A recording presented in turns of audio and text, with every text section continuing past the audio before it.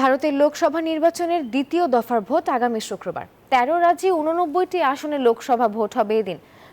প্রচারণা শেষ হবে ২৪ এপ্রিল সন্ধ্যায়। এর আগে বিজেপি, কংগ্রেস, তৃণমূল সহ রাজনৈতিক দলগুলো শেষ মুহূর্তে জনগণের মন জয় মরিয়া। তবে বিরোধী আম আদমির গ্রেপ্তার অভিযান ও সংঘর্ষের মধ্যে মোদির বিরুদ্ধে চ্যালেঞ্জ নিয়ে লড়াই করছে বিরোধীরা। বিবিসির প্রতিবেদনে উঠে এসেছে এমন তথ্য। ভারতের লোকসভায় দ্বিতীয় দফার ভোটের নজর গোটা দেশের। প্রথম দফার ভোটের পরদিন থেকে শুরু হয় দ্বিতীয় দফার ভোটের প্রচারণা।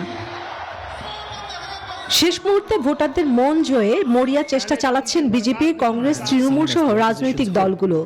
প্রচারণা চালাতে গিয়ে গেরুয়া শিবিরের তোপের মুখে পড়েছেন বলে জানান বিরোধী শিবিরের নেতারা। এরপরও চেষ্টার ত্রুটি রাখছেন না তারা। আটঘাট বেঁধে মাঠে দাপিয়ে বেড়াচ্ছেন প্রচারণায়। দ্বিতীয় দফার ভোটের প্রচারণা শেষ হবে ২৪ এপ্রিল সন্ধ্যায়। এদিন ১৩ রাজ্যের ৮৯টি লোকসভার আসনে ভোট গ্রহণ হবে।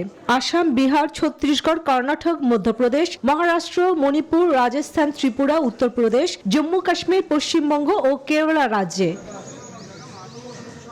ভারতের বিধানসভা নির্বাচন কতটা স্বচ্ছ হচ্ছে সেই প্রশ্ন এখন ঘুরে ফিরে সামনে আসছে।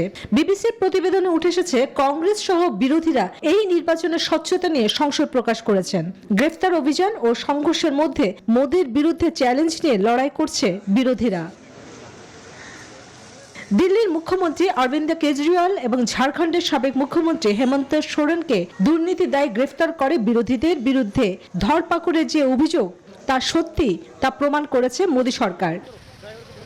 বিকাশে কম খরচে ক্যাশ আউটের লিমিট বেড়ে ৫০,০০০, প্রিয় এজেন্টও ২টা। বিবিসির প্রকাশিত প্রতিবেদন বলছে বিজেপি টানা তৃতীয় মেয়াদের জন্য ক্ষমতা চাইছে। জনমত জরিপেও এগিয়ে আছে তারা।